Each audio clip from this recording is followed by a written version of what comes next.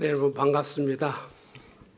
제가 지난 4월 달에 여러분과 함께 우리 백 목사님 취임 예배 때 뵙고 지금 보니까 한 6개월 정도 된 것 같아요. 그렇죠? 작년에도 제가 한번 온 적이 있었고, 그런데 여러분은 잘 모르는데 제가 종종 유튜브를 통해서 여러분들의 그 예배 상황을 이렇게 참여하고 그러고는 있었습니다. 근데 확실히 유튜브를 통해서 보는 거하고 참여하는 거하고 현장에 와 있는 거하고 확실히 다른 것 같아요. 굉장히 찬양도 더 생동감 있고 더 잘하시고 그런 모습들, 예배 속에서 하나님이 우리 주님께서도 영광 받으시는 그런 모습들을 이렇게 실질적으로 체험할 수 있어서 또 같이 동참할 수 있어서 너무나 감사합니다. 또 오늘 예배가 먼저는 주님이 영광 받으시고 또 우리의 삶 속에서 주님의 임재가 나타나서 주의 백성답게 살아나갈 수 있는 그런 시간이 되기를 바랍니다. 오늘 본문으로 삼고 있는 골로새서 2장 6절, 7절 두 구절밖에 안 되기 때문에 우리 같이 한 목소리로 같이 한번 읽어보도록 할까요? 그러므로 너희가 그리스도 예수를 주로 받았으니 그 안에서 행하되 그 안에 뿌리를 박으며 세움을 받아 교훈을 받은 대로 믿음에 굳게 서서 감사함을 넘치게 하라. 아멘. 아주 짧은 그런 말씀입니다. 이제 이 말씀의 배경을 잠깐 이렇게 보면은 혹시 여러분들 요한계시록에 등장하는 교회가 몇 개인지 혹시 아세요? 요한계시록 2장, 3장에 7개. 이제 7개 교회가 혹시 이제 나올 겁니다.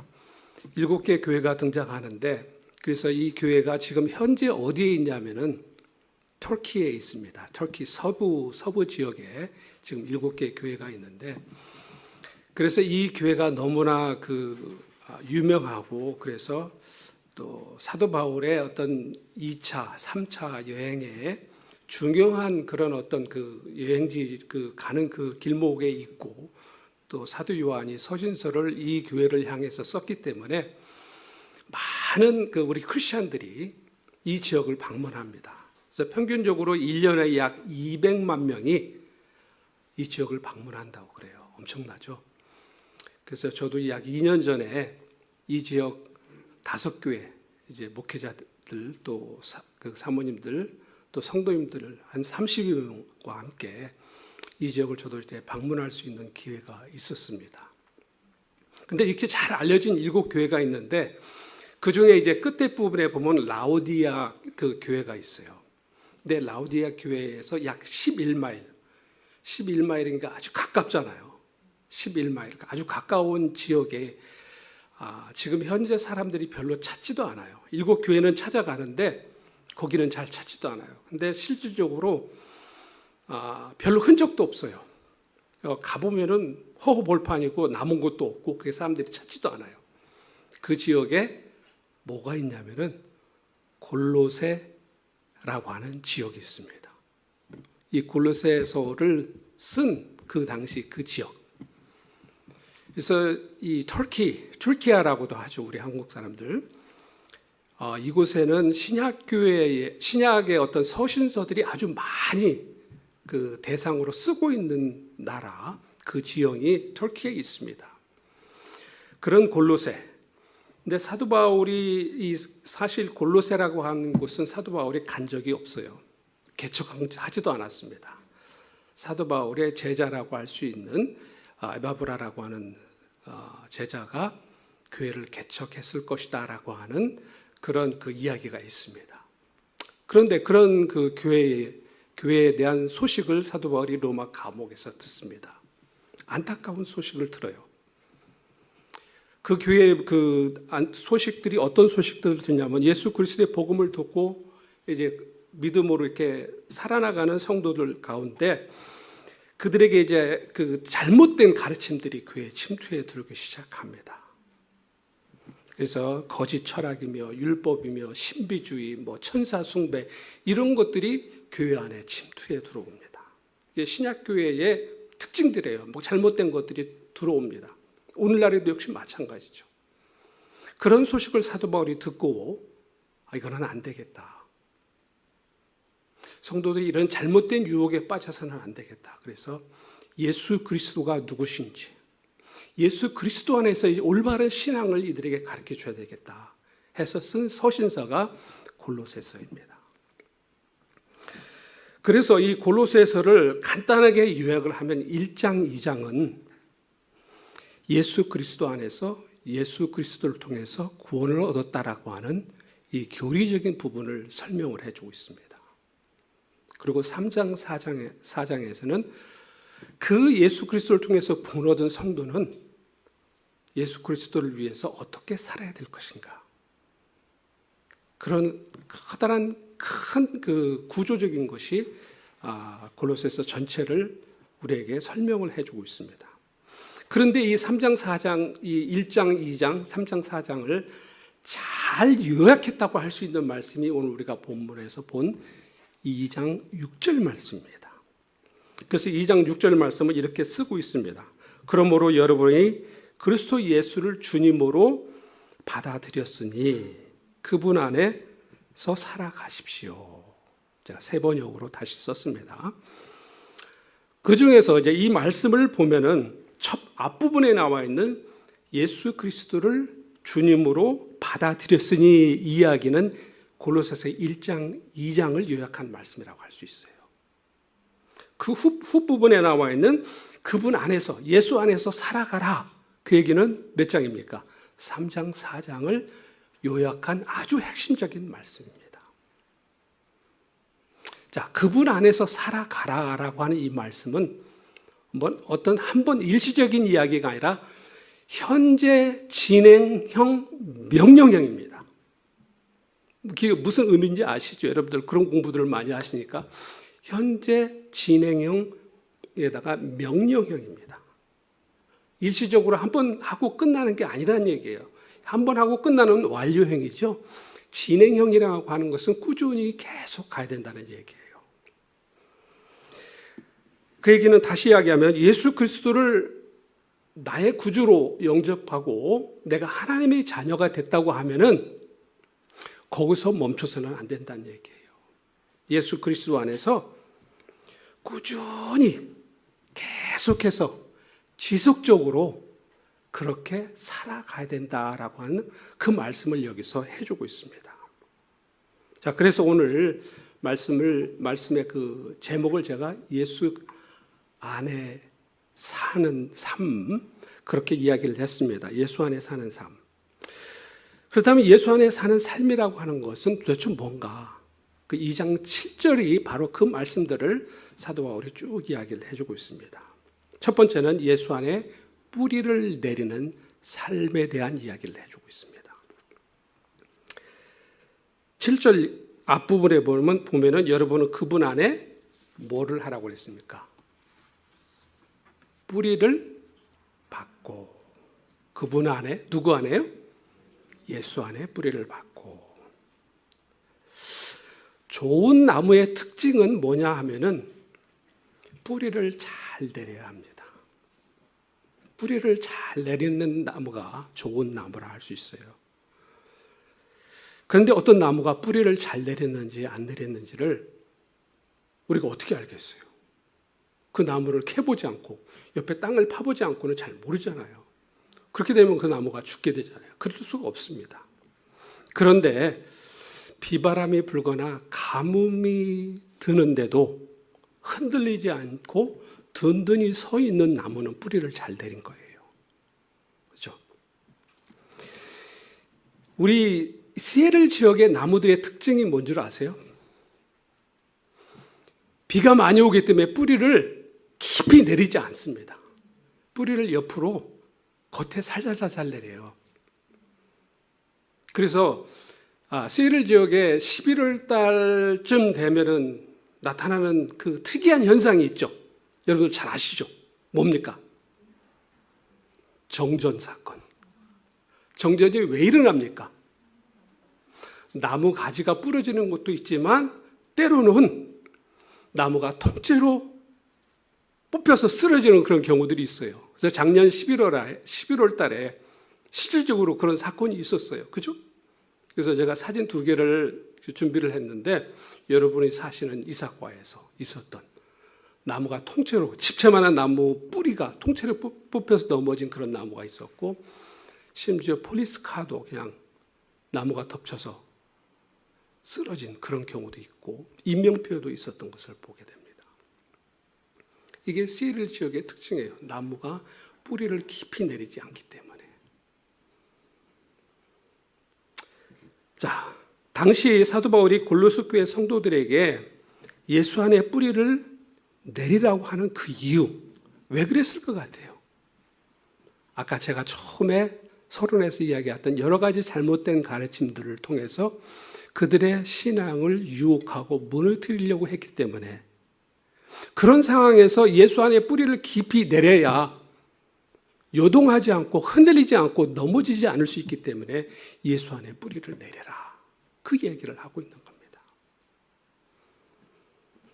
현 시대를 살고 있는 우리에게는 어떠한 비바람이 불고 있습니까?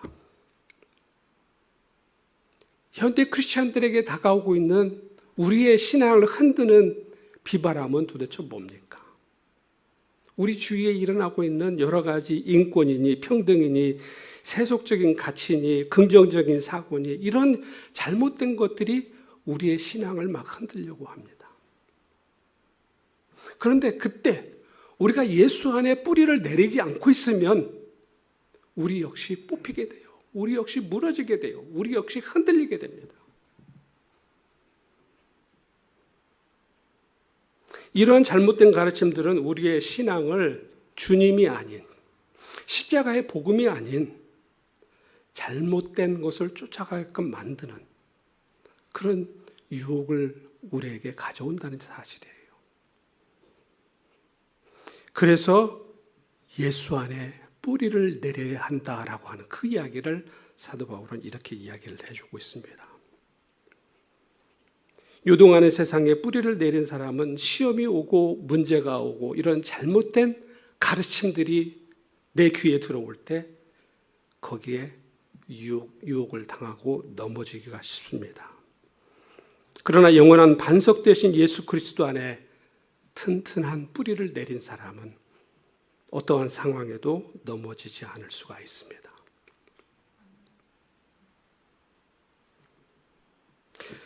제가 최근 몇 달 동안에 여러 교회를 방문했는데 그 교회의 특징들이 뭐냐면 30주년, 40주년, 50주년 기념 예배를 드린 교회들이 있었어요. 여러분 교회도 얼마 안 됐잖아요. 20주년. 그랬죠. 근데 여러분 교회도 30주년도 해야 되잖아요. 40주년도 해야 되고 50주년도 해야 되잖아요. 그죠? 나중에 이제 100주년도 해야 될 거 아니에요. 그렇게 하기 위해서는 어떻게 해야 될 것 같아요? 예수 그리스도 안에 뿌리를 내야 돼요. 예수 그리스도의 십자가 복음 안에 뿌리를 내야 됩니다. 세상의 가치가 아닌 잘못된 유혹에 흔들리는 그런 어떤 그 세상의 것에 기준을 둔 교회가 아닌 예수 그리스도 안에 뿌리를 내린 교회. 바로 그런 교회가 여러분의 교회가 되고 여러분의 신앙이 그러한 신앙이 되기를 바랍니다. 적용 질문을 제가 2가지를 썼는데 여러분은 어디에 지금 뿌리를 내리고 있습니까? 여러분 스스로가 한번 생각을 해보세요. 나는 지금 어디에 뿌리를 내리고 있는가? 세상의 가치인가? 아니면 영원한 반석이신 예수 그리스도이신가? 여러분 스스로가 답을 해보시기를 바랍니다.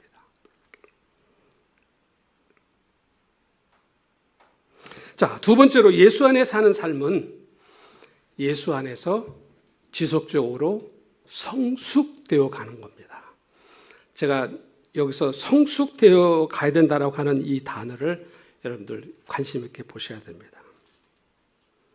자, 나무가 뿌리를 내리긴 내렸는데 자라가지 않고 그냥 뿌리만 내리고 가만히 있으면은 무의미한 거예요. 뿌리를 내렸으면 계속해서 자라가야 됩니다. 지속적으로 성장하고 성숙되어져 가야 한다는 얘기예요. 그래서 7절 그 중간 부분에 보면 여러분은 그분 안에서 세우심을 입어서라고 하는 이 말씀이 있는데 이 세우심을 입는다고 하는 이 말은 건축적인 용어입니다. 건축을 세워나가는 데 사용되는 용어예요. 자, 건축에 중요한 것이 뭡니까? 건축에 있어서 중요한 것이 기초입니다. 기초. 그죠? 기초예요. 뿌리를 내리는 것 같은 기초예요. 뭐 이건 너무나 상식적인 얘기죠. 설계도 중요하고 뭐 다 중요하지만 기초가 중요해요. 기초를 어디다 뒀냐가 중요한데, 그런데 기초 공사를 열심히 했는데 거기서 끝나버려요. 더 이상 세우지 않고 기초 공사만 해놔버려요. 그럼 어떻게 되겠습니까? 그 다음에 사진 혹시 나옵니까? 제가 안 보이니까 저도 갑갑해요. 기초공사만 했는데 아무것도 안 하고 가만 놔두면 무슨 상황이 되냐면 여기저기 잡초가 일어나고 쓰레기들이 망가지는 거예요.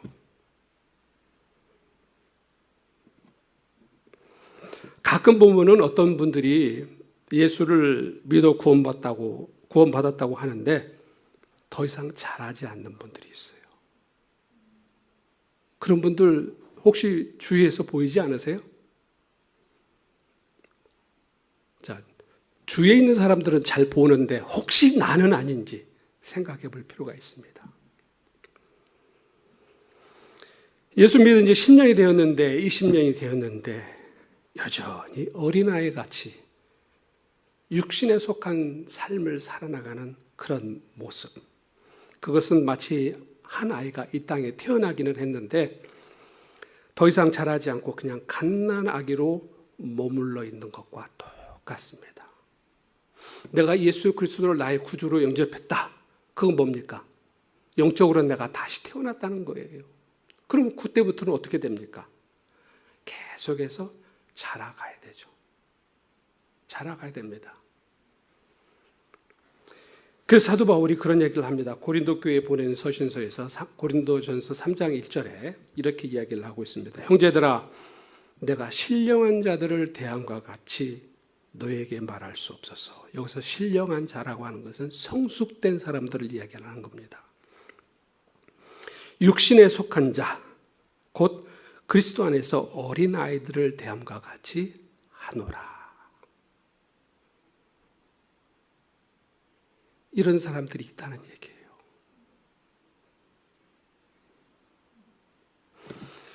여러분, 사도 바울의 서신서가 이제 신약에 보면 13권, 뭐 어떤 분들은 14권이라고 이야기하는 분들도 있어요. 히브리서를 사도 바울이 썼다 안 썼다 그거에 따라서. 근데 뭐 그것이 중요한 게 아니고 사도 바울의 서신서의 그 구조적인 특징을 보면은요, 이렇게 되어 있습니다. 앞부분에서는 교리적인 이야기를 합니다. 특별히 예수 그리스도 안에서 구원을 받을 수 있는, 구원받았다고 하는 사실을 설명해주고 그것을 강조하는 이야기가 나옵니다. 뒷부분에 가서는 그런 예수 그리스도 안에서 구원받은 성도는 어떻게 살아야 될 것인가, 골로새서 이야기하는 거하고 똑같아요. 구조적인 거. 그 내용이 조금 다를 수는 있지만 그런 구조를 가지고 있어요. 13권의 서신서를 보면 다 그래요. 여러분은 예수 그리스도 안에서 십자가의 복음으로 하나님의 은혜로 이렇게 구원을 받았습니다. 그 얘기를 쭉 앞부분에 설명해 줍니다. 근데 뒷부분에 가서는 그렇다면 우리는 이렇게 살아가야 됩니다. 그래서 그것을 구분할 수 있는 중요한 단어가 나옵니다. 사도 바울의 서신에서. 그러므로 그 얘기를 많이 해요, 사도 바울이. 그래서 사도 바울의 서신서를 보면서 그러므로 하는 그 말을 보면은 앞에 뭐를 설명을 해주면서 우리가 이렇게 구원을 받았으므로 우리는 이제부터는 이렇게 살아야 됩니다. 뭐예요? 이렇게 자라가야 됩니다. 이렇게 성숙되어져 가야 됩니다. 그 얘기를 사도 바울은 계속 반복적으로 해주고 있어요. 근데 오늘날 크리스찬의 모습은 뭔 줄 아세요? 예수 믿고 뭡니까? 천국 가면 끝이에요. 더 이상이 없어요. 그럼 우리가 신앙을 반쪽만 배우고 신앙을 반쪽만 아는 거예요.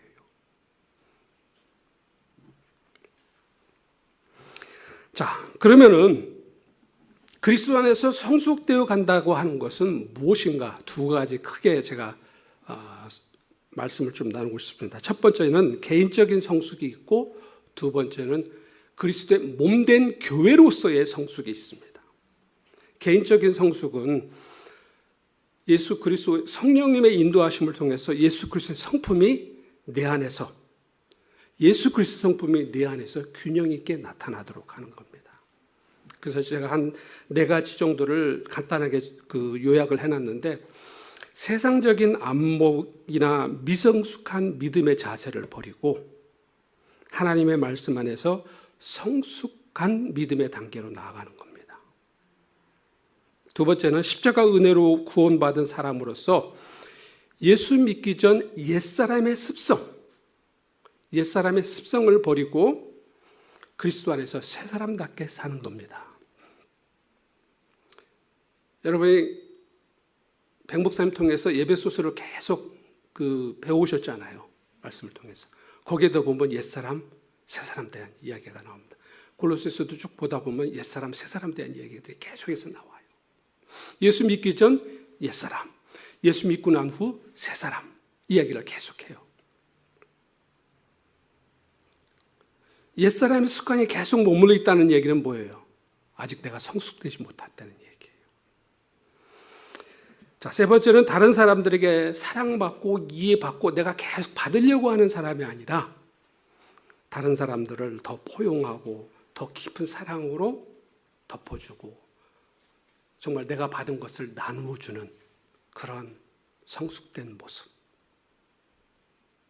네 번째는 지식적인 신앙에서 더 나아가서 삶으로 드러나는 실천적인 신앙의 모습으로 나타나는 것. 자, 이것이 개인적인 성숙을 이야기를 합니다. 교회적인 성숙은 무엇을 이야기할까? 교회는요, 그리스도의 몸된 교회를 세우기 위해서 우리 주님은 우리 각 성도들에게 몸된 교회를 세워나갈 수 있는 믿음의 분량과 은사를 우리 모두에게 주셨어요. 여러분들 가끔가다 나는 아무것도 없는 것 같은데 주님이 분명히 주셨어요. 사도 바울이 에베소 4장 11절 12절에서 이 말씀을 하고 있어요. 그가 어떤 사람은 사도로, 어떤 사람은 선지자로, 어떤 사람은 복음 전하는 자로, 어떤 사람은 목사와 교사로 삼으셨으니 이는 성도를 온전하게 하여 봉사의 일을 하게 하며 그리스도의 몸, 교회를 세우려 하심이라. 자, 여기서 목적어는 뭡니까? 그리스도의 몸을 세우는 겁니다. 방법은 뭡니까? 봉사와 섬김입니다. 자, 봉사와 섬김은 누가 하는 걸까요? 어린아이일까요? 성숙한 사람일까요? 성숙한 사람. 물론 어린아이들도 봉사하고 섬기기도 해요. 그런데 일반적으로 어리다라고 하는 것은 남을 섬기는 것이 부족하다는 거예요. 성숙하다고 하는 것은 다른 사람을 배려하고 돌보고 섬기고 이런 일을 한다는 얘기예요. 자, 내가 그리스도 안에서 자랐다, 성숙되어졌다라고 하는 것은 이제는 나 혹은 우리라고 하는 공동체만을 생각하는 것을 넘어서는 겁니다. 그리고 그리스도의 몸된 교회라고 하는 것은 여기 낮은 울타리 교회만이 이야기하는 것은 아닙니다. 더 큰 하나님의 나라라고 하는 큰 공동체가 있어요. 하나님의 나라고 하는 큰 공동체가 있습니다. 그 하나님의 나라를 생각하는 거예요. 주위에 있는 사람들, 특별히 아직 주님을 알지 못하는 사람들에 대한 안타까워하는 마음,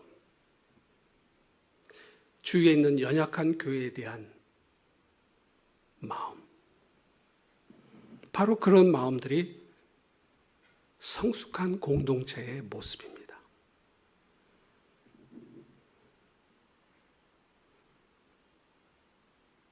적용 질문을 드릴게요. 나는 혹시 처음 믿을 때 그 자리에 아직도 머물러 있는가? 아니면 예수 그리스도 안에서 계속 자라가고 성숙되어 가고 있는가? 여러 가지 질문들을 계속 이렇게 던지는데 여러분 스스로가 그거를 점검하고 답을 하셔야 됩니다. 나, 우리 가족, 우리 교회에만 초점을 두고 있는가? 아니면 더 나아가 하나님 나라라고 하는 커다란 정말 우리보다 더 크고 우리 몇 사람보다 더 크고 우리라고 하는 이 교회라고 하는 공동체보다 더 크신 하나님의 나라를 생각하고 있는가? 자, 세 번째입니다. 예수 안의 삶은 예수 안에서의 감사가 생활화된 삶입니다. 성숙한 사람의 특징은 그 모습 속에서 감사가 많이 드러나는 삶입니다. 자, 예수 안에 예수로 말미암아 구원을 얻었다. 그리고 예수 안에 뿌리를 내리고 지속적으로 자라가고 성숙되어져 가는 사람의 모습 속에서 나타나는 그 특징은 감사라는 얘기예요. 7절 후반부에 교훈을 받은 대로 믿음에 굳게 서서 감사함을 넘치게 하라. 감사함을 풍성하게 하라는 얘기예요. 여기 감사함을 넘치게 하라는 것은 오늘 그 단어 하나하나가 지금 계속 제가 이제 설명을 드리는데 강물이 제방, 뚝을 넘쳐 흘러버리는 겁니다. 어떤 뚝이 그 제어를 못하는 거예요. 그냥 넘쳐 흐르는 거예요. 그 얘기는 감사가 몸에 배어 있어요. 그래서 그냥 만나면은 그 사람의 입에서 모습 속에서 감사가 그냥 막 흘러나오는 거예요. 그게 성숙한 사람, 그리스도 안에서 사는 사람의 모습이라는 얘기예요. 이런 감사는 우리가 처한 상황이나 환경이나 주위 사람들에게 영향을 받지 않습니다. 그냥 예수 안에 살고 있기 때문에 그냥 자연스럽게 그 사람의 모습 속에서 감사가 흘러나오는 거예요. 자연스럽게. 뭐 직장에서 승진할 때 감사하잖아요. 자녀가 잘 되면 감사하잖아요. 그죠? 내가 원하는 대로 모든 일을 수술 잘 팔려나가면 감사하잖아요. 이런 감사는 예수 안 믿어도 할 수 있는 감사예요. 그렇잖아요.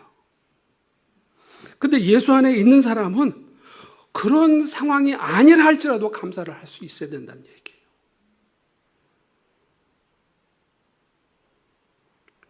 이런 사람은 어떤 상황이 나의 삶을 조절하는 게 아니라 내가 그 상황들을 조절할 수 있는 그런 믿음의 성숙함이 있어야 되는 거예요. 여러분, 온도계가 있고 온도 조절계라는 게 있어요. thermometer라고 하는 게 있고 thermostat이 있어요. 여러분 집에 아마 최소한 하나 정도는 있을 겁니다. thermometer는 여러분 체온계 있죠? 쉽게 생각하면 돼요. thermostat은 뭡니까? 힐을 조절하는 게 있죠? 그거를 생각하시면 돼요. 제가 뭐 광고하는 거 아닙니다. 광고하는 거 아니에요. 온도계는 뭡니까?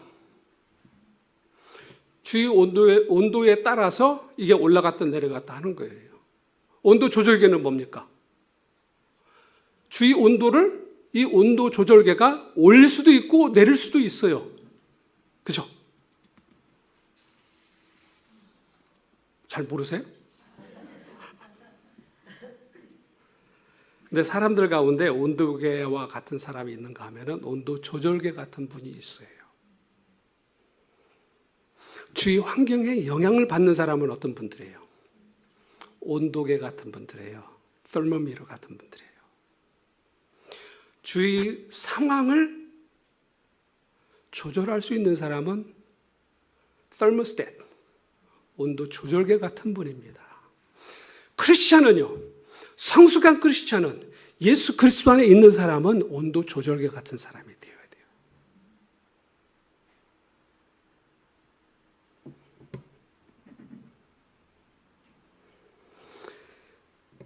그래서 우리 크리스찬들은 상황에 지배당하지 않고 상황을 지배할 수 있는 사람들이 되어야 할 줄로 믿습니다. 이것이 크리스찬의 삶이요 능력이요 예수 안에서 감사가 생활화된 사람의 모습입니다. 여러분은 thermometer 같은 분입니까? 아니면 thermostat 같은 분이십니까? 집에서 겨울에 온도 조절기를 볼 때마다 나도 이런 사람이 돼야 되는데 하는 그런 생각을 한번 해보시기를 바랍니다. 적용 질문입니다. 나의 삶에 감사가 생활화되어 있는가? 나는 어떠한 상황에선 예수로 인한 감사를 드릴 수 있는가?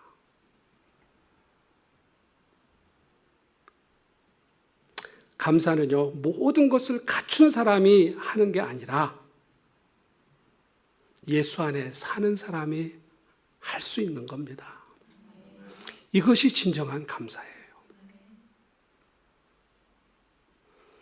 여러분이 예수 안에 뿌리를 내리고 지속적으로 말씀 안에서 성숙되어 가고 있다면 여러분은 분명히 예수 안에서 감사가 생활화된 그러한 믿음의 삶을 살아나갈 수 있으리라 믿습니다.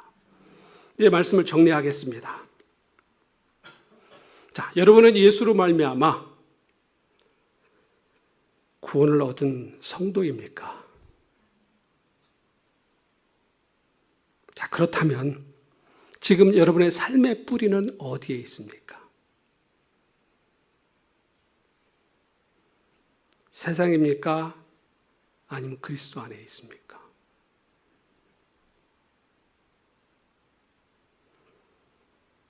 나는 예수 안에서 지속적으로 성숙해 가고 있는가? 아니면 아직도 어린아이 같은 상황에 머물러 있는가?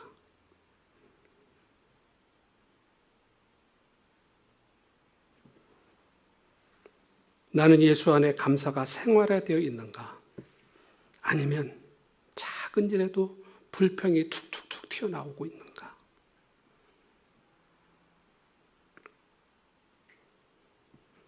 우리는 비록 요동하는 세상에 살고 있고 우리를 흔들려고 하는 여러 가지 유혹이 요동하는 그런 세상 속에 살고 있지만 창조주가 되시고 모든 만물의 으뜸이 되시는 예수님 안에 뿌리를 내리고 어린애 같은 신앙에서 성숙된 믿음으로 자라가야 합니다. 그리고 모든 삶에 있어서 어떤 살 때문이 아니라 예수님 때문에 감사가 생활화된 그런 삶을 살아가야 합니다. 예수 안에서 예수로 말미암아 예수를 위해서 살아가는 우리 여러분 모두가 되기를 주의 이름으로 축원합니다.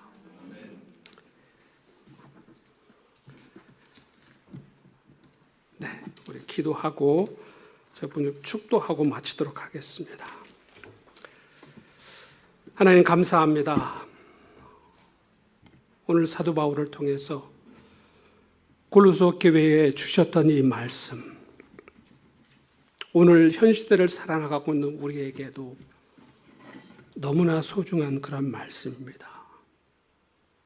예수로 인하여 예수 안에서 구원을 얻은 주의 백성된 우리가 이제는 예수님을 위해서 살아나가야 된다라고 하는 이 놀라운 진리의 말씀, 우리 마음속에 주셨습니다.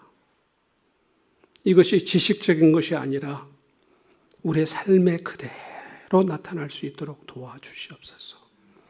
주님 안에 뿌리를 내리고 지속적으로 자라가며 성숙되어져 가고